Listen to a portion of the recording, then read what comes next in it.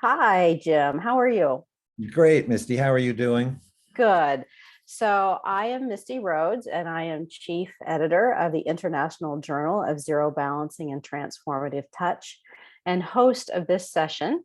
And it is my honor and privilege to introduce Jim McCormick, who is a seasoned acupuncturist, mentor, teacher, and progressive zero balancing practitioner, and just an astounding person all the way around. I love that you have been my mentor, worked with me, and author of Zero Balancing, Conscious Touch and Transformation. And this is your book that just came out.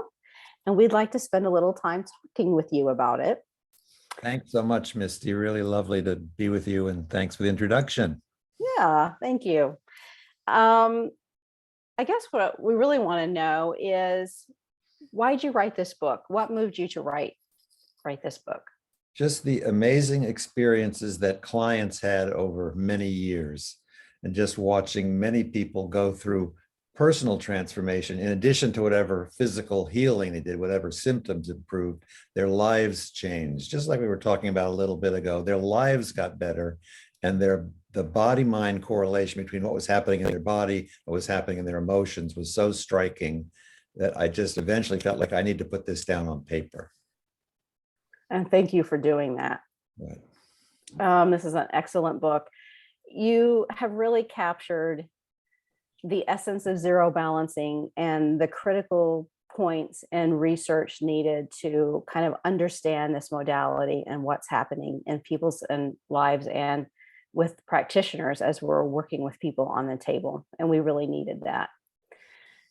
For those not familiar with zero balancing, could you give us a short description of this modality?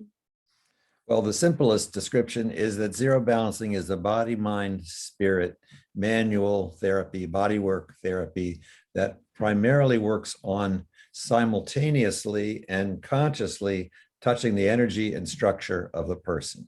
So we want to connect with both parts of the being at the same time and be aware of how we're touching and how we're influencing them. And that has the possibility of deep effects on both their body, but also on their being.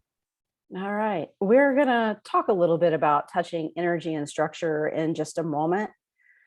Your title is striking, as it's conscious touch and transformation. And what do you mean exactly by conscious touch? Well, what I just said in the definition, the idea is if I were to bump into somebody, if I were to bump into you, I'd be touching your energy and structure, but not consciously. So I Mhm. want to be touching the person in a way that I'm very focused and very aware of what part of them I'm touching at each time, how I'm touching, creating a safe touch, but also a touch that allows me to feel what's happening in their body and mind, and that allows me to monitor the change while it's happening. So I'm being very aware of what's happening as it's happening. So, through this conscious touch and being able to be aware of what is happening in the body, mind, spirit, emotional levels, you talk about it being able to bring about personal transformation. In what ways do or can you share about personal transformation? That's kind of a what do I want to say? Not vague, but what exactly do you mean by personal transformation? How does body work bring that about? Well, the core of it, by any form of transformation, whether it's zero balancing or psychotherapy or yoga or meditation or something else, has to do with the person getting more close to their core self and getting able more to live from that place where they're living and being in touch with their inner being at the same time, which makes life feel richer, which helps the person make better decisions, help them feel more peace, and help them feel more connected to both other people and to their environments. And just getting to that place, getting in touch with the present moment, really does transform most people's lives. It really is a very radical place for them to be compared to where most people usually are. And it feels so much better. And that's part of why we say that zero balancing has a spiritual aspect, that it helps people tune into a deep part of themselves and to a connection to the larger whole. It feels like what you're also saying is that it helps us live an authentic life. Absolutely. Yeah. Yep. And Mhm. the idea of transformation, it can happen over time, but sometimes there are particular sessions where something major happens in one session, and the person that gets off the table is not quite the same as the person that lay down on the table. So there are some of those sessions where the person's life really shifts, and they look back later and say, that was a very significant part of my life, even, not even just a significant session. And so there are some sessions like that. And that's what I mean by the transformative part, where that can happen from zero balancing, from body work, is really a big surprise to most people. People have the idea that psychotherapy could do that, or that meditation could do that, but very few people see body work as being able to do that. And the way we do zero balancing does allow those major changes to happen. It does. And it's something about zero balancing and the practitioners being trained to hold people in what we call high regard, to honor them where they're at, to see them. Many people will report, I felt met, I felt seen, I felt heard. And one of the interesting things in your book that really struck me was amplifying wellness. And you wrote a section about when someone is on the table, how we feel the vibration of wellness within them and work with that. And the reason it struck me is, as a public health educator, we work so much with tertiary care or sick care. And it was an honor and something really new when I had my first zero balancing session, to think that somebody saw me as well and whole, versus like when you go to the doctor and you're seen as sick, or this part of you isn't working. So can you share a little bit more about the way that we see and think and feel the vibration of wellness and work with that? Well, in general, in zero balancing, we think we have a non-diagnostic system where we're not trying to give a definition or a label to the symptom that the person has, or a label to the person. We're always see ourselves as working with the whole person. But there's also you can feel any vibration in the person. The same way you could feel, say, if you think, at least in the Northeast, if a tomato in August is ripe and juicy and lovely and feels really good, tastes really good, looks really good. A tomato in January doesn't look very good. It's kind of dark. It's kind of dead. It doesn't taste very good. It's kind of dull. And so you can feel the vibration in those two different tomatoes. You can feel that in a person's body. You can feel it in their bones. You can feel it in their muscles. You can feel it in their energy, where some bones feel alive and vital and healthy and strong, and some feel kind of dull or kind of brittle or what have you. So you can feel that vibration in the person. So you can feel the wellness in a well person, but even someone who's not totally healthy, you can find that well part of them and feel that vibration and work to make that part of them stronger. So you can kind of get beneath the symptom, or even back in time before the symptom, and all those parts of the person are still accessible through touch. Does that give a good answer to that? It does give a good answer. It feels like when being worked on or working with someone, and you find that vibration of wellness, you remind the body of what that's like. And so it brings it back to the forefront, allowing us and that person to start remembering and feeling and working with that vibration within their system. And that's sort of related to the idea of altered states of consciousness, which zero balancing can also help promote. And when you're in that kind of a state, which is just anything outside of your normal waking consciousness, you're less attached to your identity. You're less identified with your symptom. You're less identified with your personal quirks and neuroses. And you can see yourself more as a whole person, really connect to the best part of yourself. And we often say when someone gets in touch with their core, they get in touch with their best self, and they can live from their best self, which feels so much better and also has so much better effect on everybody around us. Yeah, because whatever we're living internally, we're able to mirror then on the outside. Yeah, and people respond to that. When you're connected to yourself, people automatically just respond to that. They move more towards their best self, but they're more drawn to anyone who's really living in their core self or living in their authentic self. It's a very attractive, in the best sense, kind of quality to have. Yeah.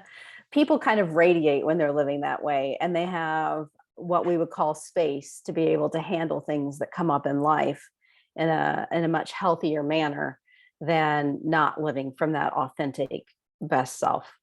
Yeah, you're not so much living out of your fears or out of anxiety or what have you. You're living with what's really happening. We have this idea in zero balancing that we touch the person at interface, which means we want our awareness to be where my hand meets their body.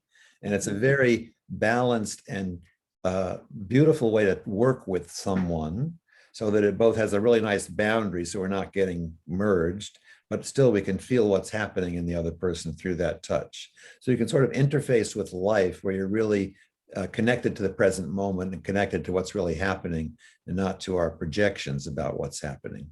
Yeah, that's beautiful. And as you're talking about that, living in the present moment and not in the past, which can often bring, depression or worried about the future, which brings anxiety, and living in our uh, authentic best self. And you talk about in a case study about how you help somebody with anxiety, depression, fear. I believe she was a potter. Name was Nancy. And then you talked about expanded states or altered states a little earlier and how that helps with healing. Tell us a little bit more, because so many people right now are dealing with anxiety, depression, fear. We have the pandemic, we have the unknown going on, we have a lot of health issues, about how zero balancing may be able to help people who are dealing with these kinds of issues. Well, just as the body worker alone, without even talking to the person, as I said earlier, you can feel the vibration of any emotion or any mood in the person. So someone who you work with and they're talking about depression, they're feeling depressed, usually their vibration is very lowered. There's not very high quality. It's more like the tomato in January, what you feel in their tissue and what you feel in their energy. So you can feel it. Or in anxiety, you can feel the agitation in the system pretty easily. And one of the things zero balancing does best is by connecting to the bones of the person and the skeleton, and a deep part of the person is to settle the person down. So everything just gets quieter, slower, more present. And you're really you're bringing the person more in touch with their own body and their own emotions. And that brings them more in touch with the present moment as well. And that's very calming. And zero balancing is wonderful with anxiety and often helps a lot of different kinds of depression. It depends on how serious it is, but almost always is really helpful to people with anxiety. It feels like when you get a zero balancing session and you suffer from anxiety, so many of us are not familiar with a safe touch. And when we can have somebody that is at what we call interface, conscious touch, really knowing what they're doing, paying attention, honoring that safe touch, that bone connection, it really seems to help down regulate the nervous system. So we're just talking about, polyvagal nervous system, and just down regulate things so that we, in that safe touch, can kind of feel ourselves come home and become more calm and operate at a different level. And there's a lot of people that we hear this even in past research saying how much more calm they are. They sleep better, they have more ease at life, they feel less irritated.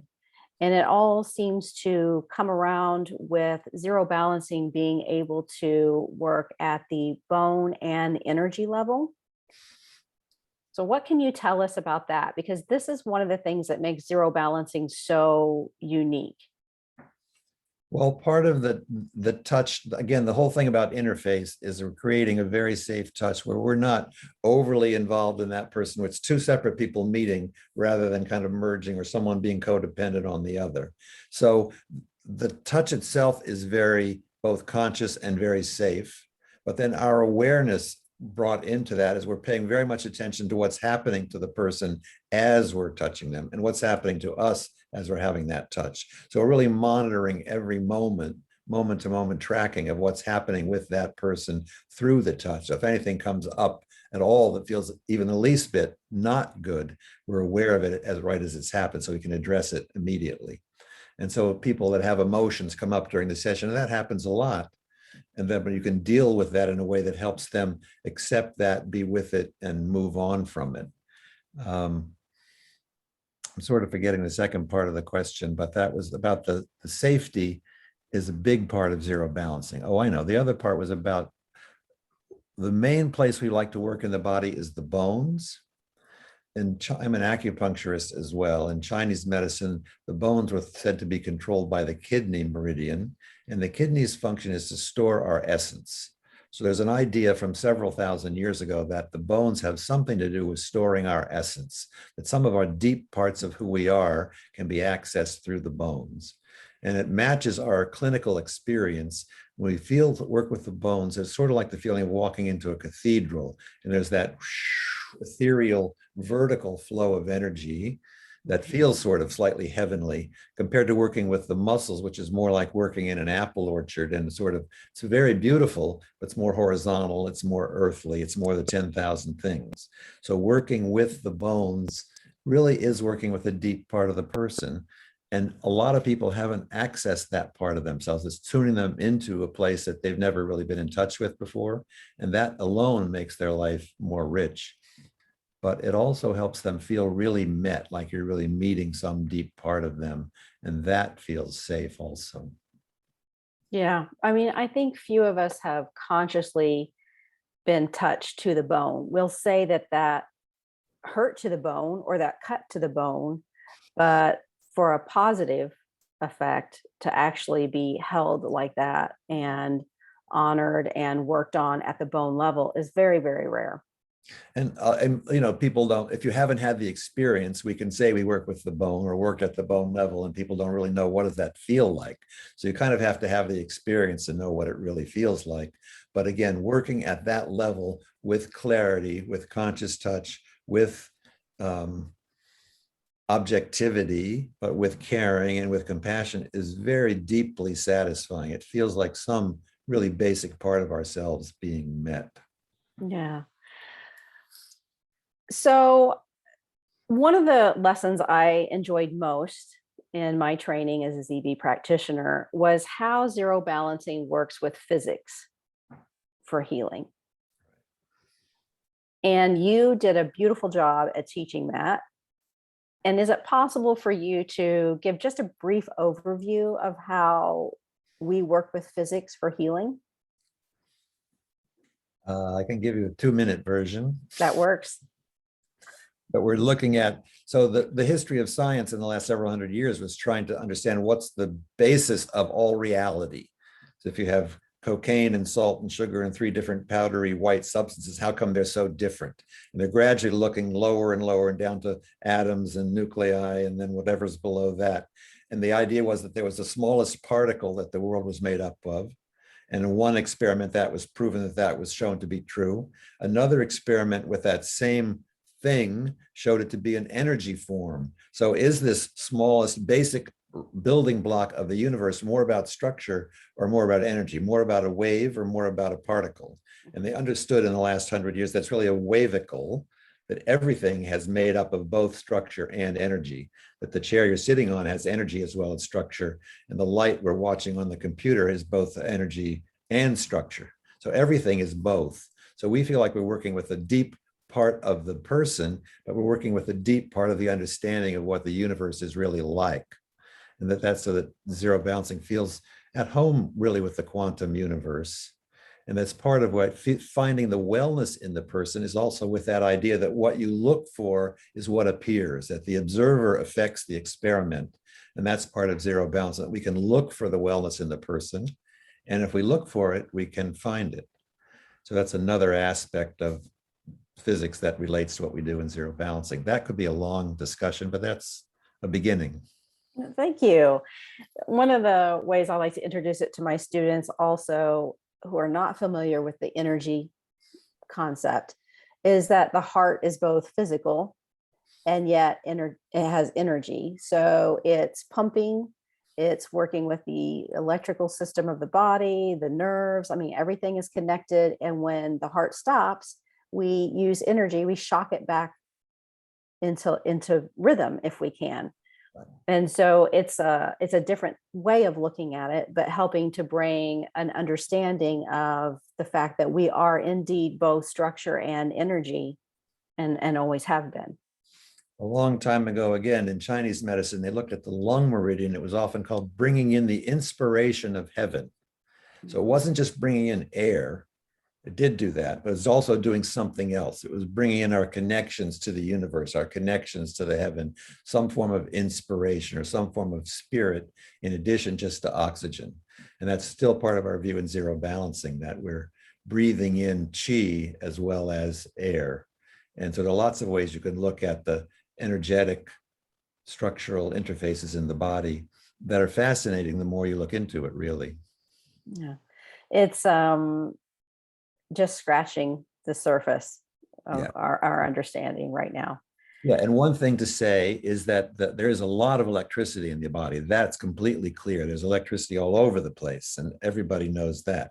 But our belief is that there's some other form of bioenergy in addition to Yes. electricity that's active in the body, and that's what we think we're working with, and that's maybe not detectable yet by whatever machines we have, um, but that electrical energy is only part of a bigger energy package.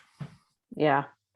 Um, Definitely on the leading edge, definitely on the cutting edge of what we have the capability to research and monitor and see what's happening. And yet we see the changes. We hear from people the changes that they're experiencing and the way that their lives are affected through zero balancing, and not just physical but spiritual, emotional, that whole mind body spirit connection coming back online. And as a researcher, we're stepping outside of our traditional science and research, but we're going into something that's very exciting and something that really changes people's lives and will need to be assessed in a different way. And oftentimes that's through personal stories, or monitoring things in a different way. And it's just really exciting that you included a chapter on research of what's going on with the zero balancing modality. And I would encourage everybody to just kind of read your whole book and then look at the things that are coming and the ways that we may be able to better understand and honor inner knowing and embodiment and changes that happen within lives as body workers and clients versus just the way that we have always measured things in the world. Well, it's great. And you could probably speak about this at least as well, if not better than me. But the last 5 to 10 years, we've been doing research, trying to understand more. We see these changes, we feel the changes, what's causing the changes. We've begun to do some research with EEGs and what have you. The major study we've done so far showed that clients had a 63% reduction in stress, tension, and anxiety just from one zero balancing session, one 30-minute ZB session. And we've shown that both with the objective measurements of a questionnaire, but also with readings that were taken of several things that were monitored by the client and the practitioner. And as well, your own study on the 4x4 study of of zero balancing. I'm kind of getting lost here a bit, so I'm going to stop there. But we've begun doing more research. We've got a lot more to do, but we've begun getting a lot of things that are validating what we see as practitioners. And that's the exciting thing of the whole, just watching everything unfold and hearing people's stories about getting better or having a life-changing moment or being released from pain or anxiety or just feeling more in tune, more alive, more connected, having better relationships. These are all things we've heard reported from clients and research and just in speaking with people. Go ahead. Yeah. So in your book, what, if you were to tell us, what was probably the most, one of the most impactful cases that you've had in your career? Well, the woman you brought up, Nancy, was really one of the major ones where she had, we had done some work already, but then she had such a major fall where she really badly damaged both of her arms, sliding on the ice and then catching herself with her arms, and fractures all up and down both arms, and particularly her right arm. And that she was someone in her work used her arms all the time. Mm. And that when she came in, her arm literally was so out of shape, it didn't look like an arm anymore. It was really distorted of how it was, and the quality was more like Gumby, where the bones felt soft and movable in ways that they shouldn't have been moving. And she was depressed, but as we started to work and started to shift just her arm, she went through a whole range of emotions. One, it felt really good to her. Then she felt really sad, both about this current state, but also about early in her life and her relationship to her mother. And then she literally kind of collapsed on the table. But as she collapsed, her arm actually got better.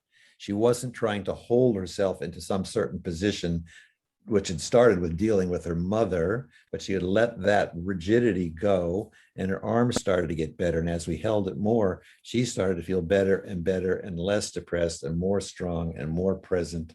And really her whole life shifted from that work. And her hand got way, way, way better than it had gotten from months of physical therapy, from the surgery, from whatever she had done before. The mind body part together, along with the work with the bones, made a huge change in both body and mind for her. So it's one of the kind of quintessential experiences of the mind body part of zero balancing, to see those both things happening together, and how much the body mirrors the mind and vice versa is really remarkable. And the changes that are possible when you're paying attention to both levels.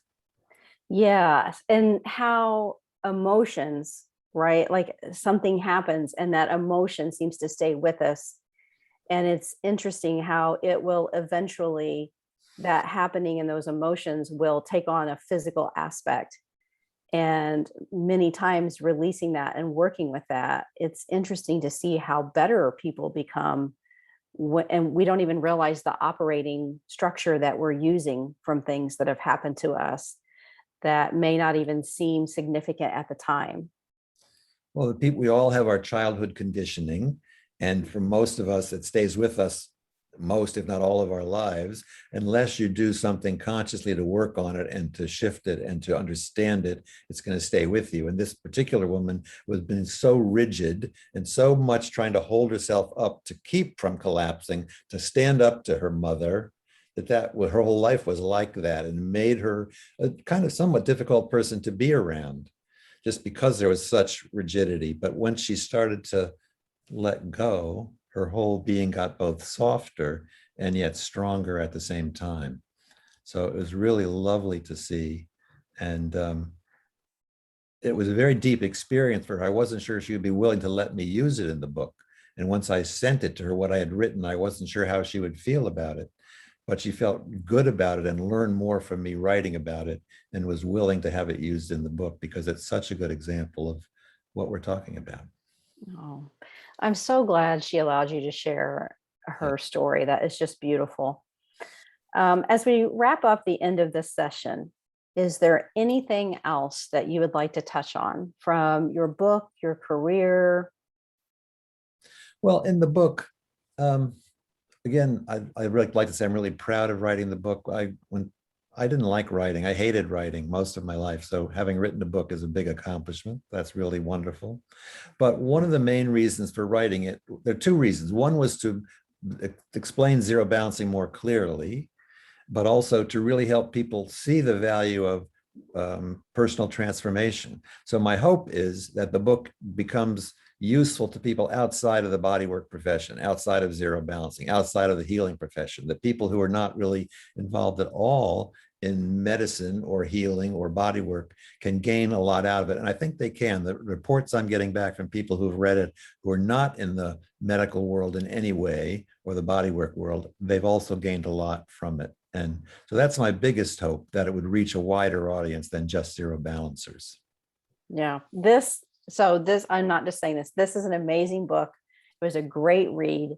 I love the way that you wrote it. There's so much connection in it. For those who know you, when we read it, it's like just hearing you, speaking it. It's so authentic. It's really honoring of your work, of this profession, of how people can change, how we can live an authentic life and be very present. And I just want to thank you for your contribution to our field, to the world, to the lives that you make better every day. Thank you so much. Yeah. It's so wonderful to do this with you. And I'm so glad you appreciate zero balancing and the Yeah. book. Yeah. It's fun to do it. Thank you so much for your time on this too. Very welcome. We appreciate it. We will link down in the YouTube. We'll put a link to your book and a little bio about you and the book. And so people can go find it. Yep. Or if people find me, I'm happy to answer questions. All right. Thank All you so right. much Thanks for so your much. time. Thanks. Bye. Bye.